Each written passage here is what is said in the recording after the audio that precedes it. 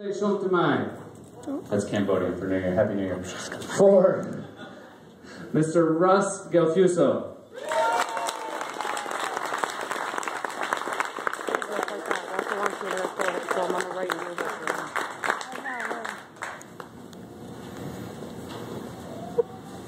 Less people showed up at my birthday party.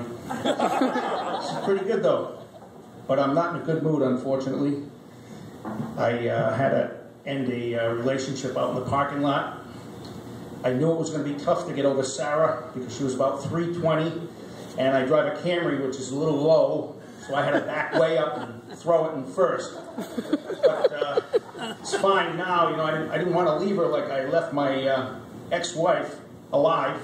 But, you know, I've had my problem with women. Everybody out there, everybody knows the economy's pretty tough right now, and how devastating it is when you have to go out and look for a job when you know that your wife is working like 90 hours a week to pay the bills. I hear it's devastating anyway. I mean, there's got to be somebody out there that's doing it. I've been pretty lucky so far. Don't throw anything. Where is she?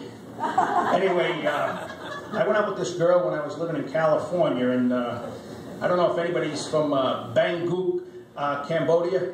I know somebody knew something about a holiday out there, but anyway, we were living together, we were doing pretty good, and then all of a sudden, well, one day I called and said, you know, why don't we have a barbecue tonight? And she said, okay, what do you want? And I said, why don't you throw a couple of dogs on the grill? And I came home and there were 2 flea collars in the wastebasket. You've got to watch the language barrier.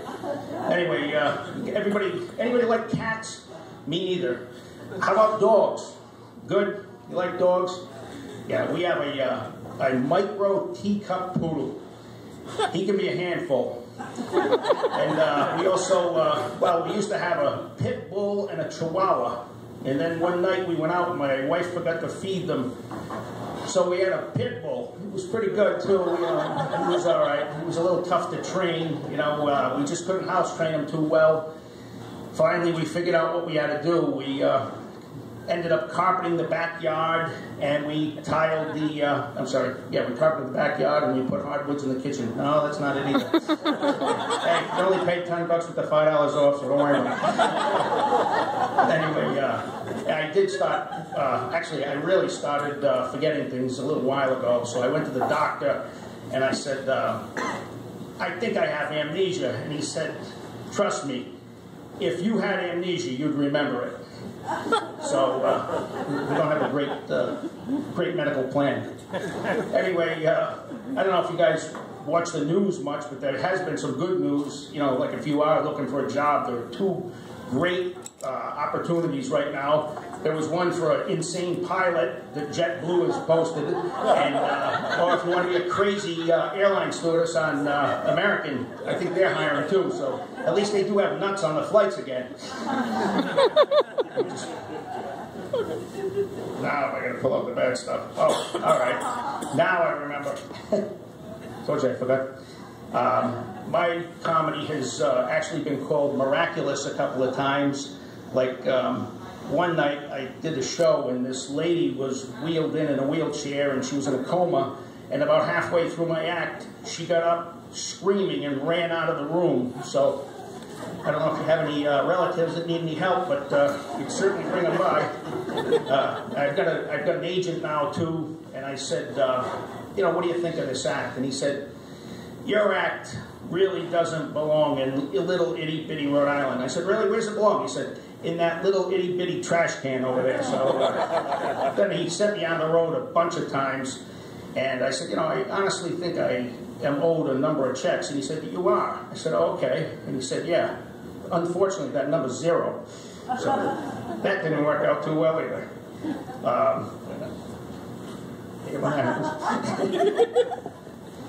Let's see.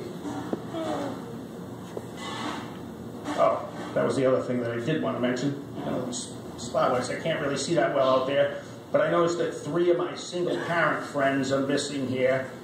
You know, like they think I don't know that they could have taken the kids and left them in the well-lit parking lot out in the back there. Cracked the window a little. It's not snowing or anything, you know. And if you're a real worrywart, they do have valet. So, you know, and the other little kids that are out there, they could have been playing with them in between the windows or something. It's not that big a deal. The one thing I don't understand about any casino is when they say, "Welcome to the casino." If you're a compulsive gambler, there is no way you can possibly stay out of here. It's like having an alcoholic go to a liquor store. It's one of the things that's on the menu of things to do today. So they really don't have to. They really don't have to invite you that hard. I don't know if anybody's following. Does anybody like Britain's Got Talent? Britain's Got Talent. Come on, Britain doesn't even have teeth. What are you talking about? This is that latest guy that just came out, the opera singer. Anyway, my wife, I try to tell my wife, you know, gee, I really like doing this comedy instead of working. She's not very supportive at all. You know, one day she said, I just don't understand why you do it. And I said, you know what?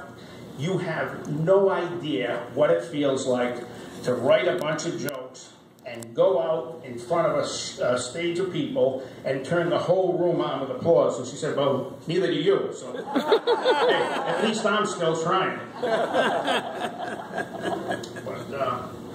I'm actually on some new medication. Doesn't affect me at all, but I'm one of the lucky ones, I guess. I actually have ADD, and it's a little tough. I was a race car driver for a while.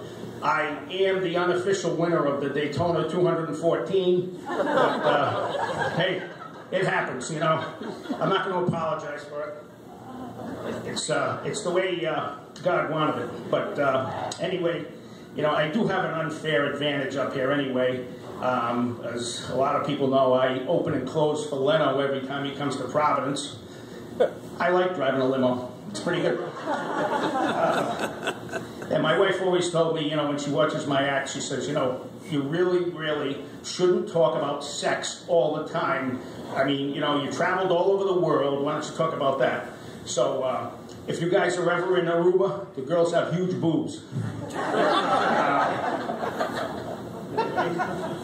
Let's see. I know one of my friends tried to fix me up with this woman, a girl, and he said, you know, she's got a real infectious smile.